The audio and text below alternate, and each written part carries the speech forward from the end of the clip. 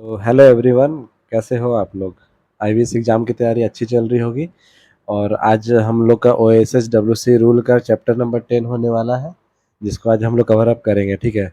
और वो क्या है वो देखते हैं। Special provision related to empowerment of women, मतलब कि महिलाओं के लिए जो स्पेशल प्रोविजन है, ठीक है, उसके बारे में है हम लोग को आज पढ़ना है। ठीक है। तो देखिए, सबसे पहले क्या है। Chapter number 10 special provision related to empowerment of women. इसमें हमारा सबसे पहला कंडीशन जो है, कंडीशन बोल सकते हैं या फिर जो राइट बोल सकते हैं, कि महिलाओं के लिए क्या क्या आरक्षण या जो भी महिलाओं के लिए सुविधा मिली है उसके बारे में है। ठीक है। तो इसमें लिखा हुआ है साफ साफ कि कोई भी वुमेन जो है, ठीक है, सुबह 6 बजे से लेके शाम के 7 बजे तक ही काम करेगी। कोई भी वुमेन्स है वो रात में काम नहीं करेगी। ठीक है। ये तो हम लोग का जनरल ये है, वो पता होना चाहिए कि सुबह 6 बजे से लेके शाम का 7 बजे तक वुमेन का वर्किंग पीरियड होता है। दूसरा है आपका राइटिंग कंसेंट। लिखा हुआ है the consent of women employment must be obtain in writing. ठीक है। वुमेन्स जैसे कि कोई भी औरत लोग को काम करने के लिए माइंस में, वो लिखित में एम्प्लॉय क्या बोलते हैं, ज्वाइनिंग लेटर उनको मिलना चाहिए कि हाँ, इस माइंस में वुमेन्स लोग को काम करने का राइट है। ऐसा नहीं होता कि हर जगह वुमेन्स को ये चीज़ का प्रिविलेज मिलता है, हर एक माइंस में वुमेन काम करती है। कोई कोई स्पेशल माइंस ही होता है जहाँ पे वुमेन्स को काम करने का हक दिया जाता है। तो उसके बारे में ही लिखा हुआ है कि कहीं भी रिटर्न कंसेंट होगा, मतलब जहाँ लिखा हुआ रहेगा, मतलब वुमेन एम्प्लॉयमेंट वहीं पे मिल पाएगा। ठीक है। दूसरा होता है मैटरनिटी बेनिफिट। मैटरनिटी बेनिफिट होता है कि जब भी कोई भी वुमेन जो प्रेग्नेंट होती है, तो उस समय में उन लोग को लीव के लिए जो भी मतलब हॉलीडे सेंशन होता है उसके बारे में है। ठीक है। लिखा हुआ है कि no women shall be employed in violation of a maternity benefit provision laid to the under the code of social security 2020। तो गाइस, जो सोशल सिक्योरिटी कोड है 2020, उसमें लिखा हुआ है कि प्रेगनेंसी के टाइम वुमेन्स को मैटरनिटी बेनिफिट दिया जाए। ठीक है। तो कोई भी वुमेन ऐसा नहीं है कि पैसा के लिए, मतलब कि पैसा या फिर और भी कोई रीज़न से वो लोग माइंस में काम करे अपना मैटरनिटी बेनिफिट का लीव ना लेके। वो लोग को लीव पे भी रहेगी और उन लोग को हमारा सैलरी भी दिया जाएगा। मैटरनिटी बेनिफिट में वही उन लोग का लाभ मिलता है। ठीक है। तो ये भी इम्पोर्टेंट है कि मैटरनिटी बेनिफिट आपका किस एक्ट कोड से आया है, तो ये याद रखिएगा। Social security 2020। ठीक है। आगे है आपका ट्रांसपोर्ट फैसिलिटी। इसमें ट्रांसपोर्ट फैसिलिटी क्या होता है कि जो भी महिलाएं होती है, काम करती है, ठीक है, उनको उनके घर से लेके, ठीक है, माइंस तक, और माइंस से लेके घर तक ले जाने और ले आने के लिए ट्रांसपोर्ट फैसिलिटी अवेलेबल कराया जाता है। ठीक है। Adequate transport facility must be provided to pick up and drop the women employ at her residence. जहाँ से भी महिलाएं काम करने जाती है और जहाँ मतलब अपने घर से और वापस अपने घर तक आती है, तो उसके लिए उन्हें प्रॉपर ट्रांसपोर्ट फैसिलिटी प्रोवाइड किया जाए। तो ये सारा बेनिफिट्स है गाइस, जो महिलाओं लोग को मिलती है। ऐसे अभी के टाइम में तो सबको मिल रही है। जैसे आपको मेंस हो गया, तो उन लोग को भी है कि बस आ गया है, जिसमें वो लोग बैठ के जाते हैं माइंस पे काम करने के लिए और वापस आते हैं। काफ़ी जहाँ पे डेवलप हो गया है उस जगह की बात कर रहे हैं। हर एक जगह नहीं है, लेकिन काफ़ी जगह है ये चीज़ अभी भी। आगे देखिए, आपका work place and passage lightning. ठीक है। आपका लिखा हुआ है इसमें द वर्क प्लेस, काम करने की जगह जो भी होगी, इंक्लूड करेगी पैसेज टुवर्ड कन्वीनियंस। जो भी काम करने की जगह होगी वहाँ पे आपका बेसिक कन्वीनियंस होना चाहिए। जैसे कि क्या क्या है आपका दिया हुआ है।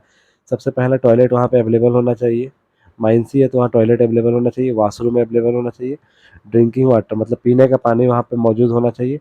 एंट्रीज होना चाहिए माइंस के अंदर जाने के लिए, एग्जिट्स होना चाहिए बाहर निकलने के लिए माइंस से। ठीक है। मस्ट बी वेल लीट, मतलब कि साफ सुथरा होना चाहिए वो सारा चीज़। ठीक है। ऐसा नहीं कि जैसे तैसे फेंक दिया गया है। तो ये सारा चीज़ जो भी है आपका फैसिलिटी है, मतलब वर्क प्लेस का, वो आपका अवेलेबल होना चाहिए। आगे क्या लिखा हुआ है। Toilet, washroom and drinking water facility must be the near the work place and close circuit CCTV surveillance must be provided on the way of their facilities. साथ ही साथ क्या लिखा हुआ है कि जो भी आपका टॉयलेट और वॉशरूम या ड्रिंकिंग फैसिलिटी होना चाहिए, वो आपका वर्क प्लेस से नज़दीक होना चाहिए। अब ऐसा नहीं है कि आपका माइंस चल रहा है यहाँ पे और यहाँ से 2 किलोमीटर दूर आपने बना के रखा है टॉयलेट, ड्रिंकिंग वाटर रूम, या फिर जो भी आपका अदर फैसिलिटीज रूम है। तो ऐसा नहीं करना है। जहाँ पे आपका माइंस, जैसे ये आपका माइंस है, यहाँ काम चल रहा है, तो माइंस से ही कुछ दूरी पे आपको टॉयलेट रूम, वॉशरूम जो भी है इस जगह पे बना के रखना है। तो इसके बारे में दिया हुआ है। ठीक है। आगे क्या लिखा हुआ है कि आपका प्रॉपर सीसीटीवी सर्विलेंस होना चाहिए माइंस में। जैसे आपका माइंस है, ठीक है, तो माइंस का आपका एंट्री एग्जिट के जहाँ भी है वहाँ पे आपका प्रॉपर सीसीटीवी इंस्टॉल होना चाहिए कि आप देख सके कौन माइंस में आ रहा है, कौन जा रहा है उसके बारे में। या फिर जो भी आपका वर्क प्लेस है उस सब जगह पे, ठीक है, जहाँ जहाँ मतलब नेसेसरी होगा फैसिलिटी प्रोवाइड करना सीसीटीवी का, वहाँ देना पड़ेगा। जैसे कि आपका माइंस है, ठीक है गाइस, आपको पता है कि माइंस में बड़ा बड़ा मैकेनिकल वेंटिलेशन के लिए बड़ा बड़ा फैन लगा रहता है। तो ऐसा भी तो हो सकता है कि वो खराब हो या कोई जानवर से उसको खराब कर दे माइंस में काम को, मतलब रुकावट लाने के लिए। तो उस जगह पे भी सर्विलेंस के लिए सीसीटीवी अगर फुटेज रहेगा तो पता चल जाएगा। तो वो सब जगह पे सीसीटीवी आपका लगाना जरूरी होता है। आगे दिया हुआ है सेल्फ एंड हेल्दी कंडीशन, ठीक है। Self safe and healthy condition में क्या लिखा हुआ है? Safe, secure and healthy working condition must be provided so that no woman employee is disadvantaged connected with her employment। लिखा हुआ है कि माइंस के अंदर आपको सेफ और secure healthy working condition provide करना है। ऐसा नहीं है कि वुमेन्स काम कर रही है तो उन लोग के लिए इन्वायरमेंट ही सिक्योर ना हो, मतलब कि कोई परेशान करने वाला हो। आजकल पता ही है कि उन लोगों के लिए, मतलब महिलाओं के लिए काफ़ी सारे प्रॉब्लम्स होती है, ठीक है। कहीं चार महिलाएं काम कर रही है तो वहाँ पे कोई आ गया उसको परेशान करने के लिए, तो सेफ इन्वायरमेंट नहीं मिल पा रहा है या कोई मेंटल टॉर्चर कर रहा है, तो वैसा भी नहीं करना है, ठीक है। तो उसको उस लोग के लिए safe, secure and healthy working condition बना के रखना है, इसमें वही लिखा हुआ है। ऐसा नहीं होना चाहिए कि उनको मतलब ऐसा इन्वायरमेंट ही ना मिले जिसके कारण वो जॉब ही छोड़ दे। तो ऐसा भी नहीं करना है जिसके कारण वो अपने एम्प्लॉयमेंट से दूर हो, ठीक है। तो इसमें वही है कि सेफ एंड हेल्दी कंडीशन बना के रखना है। चौथा है इमरजेंसी हेल्पलाइन नंबर, ठीक है। महिलाओं लोग के लिए ये जो भी है, मतलब अदर एम्प्लॉय के लिए भी है कि इमरजेंसी हेल्पलाइन नंबर देना, मतलब लिखा होना जरूरी है। जैसे कि dedicated phone number of the establishment must be prominently display the establishment and inside the transport vehicle at any emergency and exigency, ठीक है। लिखा हुआ है कि जो भी इमरजेंसी टेलीफोन नंबर है, ठीक है, एम्प्लॉय का, मतलब जो भी माइंस में काम कर रहे हैं उसका, या फिर जो भी अदर इम्पोर्टेंट पर्सन है, ठीक है, वो सारा का आपका मोबाइल नंबर आपका कहाँ कहाँ है होना चाहिए। एक तो ट्रांसपोर्ट व्हीकल में, जिस व्हीकल में आप ट्रांसपोर्ट कर रहे हैं, मतलब आप ट्रांसपोर्ट बोले मतलब ट्रैवल कर रहे हैं, उस व्हीकल में वो सारा पर्सन का, जैसे पुलिस हो गया, एम्बुलेंस हो गया, या फिर जो भी नियर बाय हॉस्पिटल हो गया, वो सारा का इमरजेंसी कॉन्टैक्ट नंबर उसमें होना चाहिए। और एक माइंस के पास जहाँ पे भी आपका माइंस चल रहा है, स्टेबलाइजमेंट है, उस जगह पे, तो दोनों जगह ये प्रॉपर वे में इमरजेंसी हेल्पलाइन नंबर दिया होना चाहिए। तो उसके बारे में है। आगे है आपका बिलो ग्राउंड माइंस में, मतलब कि अंडरग्राउंड माइंस का बात कर रहा है। क्या लिखा हुआ है कि अंडरग्राउंड माइंस में कभी भी not less than 3 women employ, कभी भी माइंस में 3 से कम वुमेन एम्प्लॉयड नहीं होगी, हमेशा होगी 3 होगी या 3 से ज़्यादा होगी। एक क्वेश्चन यहाँ से बनने लायक मिल गया कि वुमेन्स के बारे में, कि अगर माइंस, अंडरग्राउंड माइंस में काम चल रहा है तो मिनिमम कितने नंबर ऑफ पर्सन, मतलब वुमेन माइंस के अंदर काम कर सकेगी, ठीक है। तो ये क्वेश्चन आ सकता है, इंपॉर्टेंट है। तो याद रखना है कि not less than 3 women, 3 women हो सकती है या 3 से ज़्यादा वुमेन माइंस में काम कर सकती है, लेकिन उससे कम वुमेन नहीं काम कर सकती है। अगर 1 या 2 हो तो 2 वुमेन माइंस में काम नहीं कर सकती है, मतलब ऐसा नया रूल है, मतलब जो भी है उसमें दिया हुआ है। अगर 1 2 काम कर रही है तो वो उनका मर्जी है, लेकिन रूल के अकॉर्डिंग नहीं कर सकती है, ठीक है। और ये किस केस में लागू होता है? बिलो ग्राउंड माइंस के केस में, ठीक है। तो आप ये चीज़ भी ध्यान रखिएगा कि अंडरग्राउंड के केस में बोल रहा है। अब ऐसा नहीं हो कि आप लोग ओपन कास्ट का केस में देख रहे हैं, एक महिला के काम कर रही है और आप जाके कंप्लेन कर दिए कि हाँ, वहाँ तो लिखा हुआ था रूल में कि एक महिला काम नहीं कर सकती है, तो वो नहीं करना है गाइस। यहाँ लिखा हुआ है कि अंडरग्राउंड माइंस के केस में not less than 3 women employ कर सकती है, मतलब काम कर सकती है, ठीक है। आगे देखिए आपका क्या है, प्रिवेंशन ऑफ सेक्सुअल हैरेसमेंट। आपको पता है कि अभी के टाइम में बहुत सारे, मतलब महिलाओं को सेक्सुअली हैरेस किया जाता है। तो उसके बारे में दिया हुआ है कि जो प्रोविजन है सेक्सुअल हैरेसमेंट ऑफ वुमेन का at workplace, prevention, prohibition and redressal act 2013 as applicable to the establishment must be strictly complied with. लिखा हुआ है कि जो भी आपका माइंस है, जो भी आपका स्टेबलाइजमेंट है, जहाँ काम चल रहा है, वहाँ पे आपका sexual harassment of women workplace act 2013 लागू होगा, ठीक है। उसको स्ट्रिक्टली फॉलो किया जाएगा। उसका उल्लंघन करने पे वहाँ पे पनिशमेंट मिल सकता है। तो ऐसा भी नहीं है कि माइंस में कोई वुमेन काम करने आ रही है तो आप उसको सेक्सुअली हरेस करें, तो ये चीज़ नहीं करना है। तो इसका भी ध्यान रखना है, ठीक है।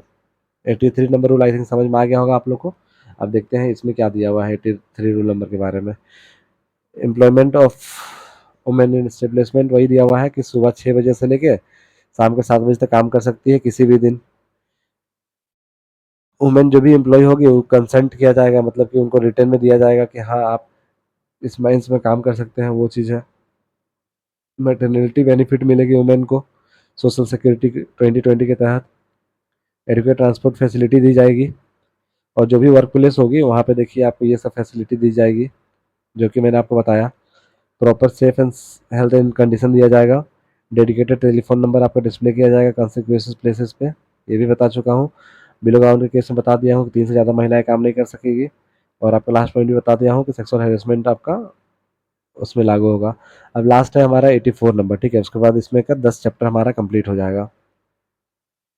तो देखिए हमारा जो अगला चैप्टर है, मतलब अगला चैप्टर नहीं, अगला पॉइंट है वो है रूल नंबर 84, जो कि क्या है, adequate safety of employment of women in dangerous operation.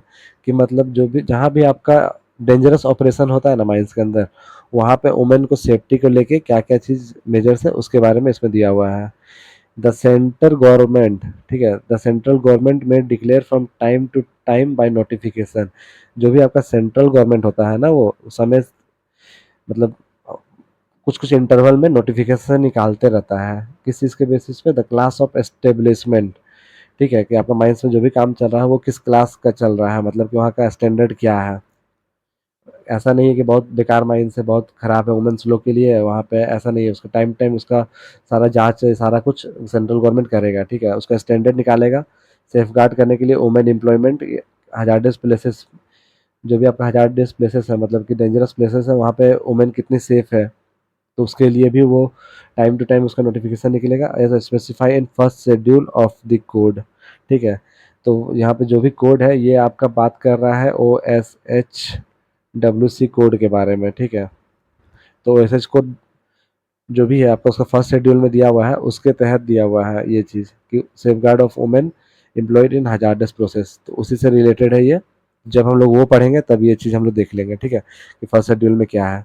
तो बस सिंपल सा समझिए कि आपका सेंट्रल गवर्नमेंट आपका सारा क्लास चेक करता है, स्टेब्लिशमेंट क्या स्टैंडर्ड है उसका, और वुमेन जो काम कर रही है आपके हजार्डस माइंस में उसके बारे में वो सारा प्रोसेस रखता है, सारा नोटिफिकेशन मतलब ना डिटेल्स रखता है। और इसका हिंदी वर्जन आपको नीचे में है, आपको अगर देखना होगा तो हिंदी में भी आप यहाँ देख सकते हैं सारा चीज़, ठीक है।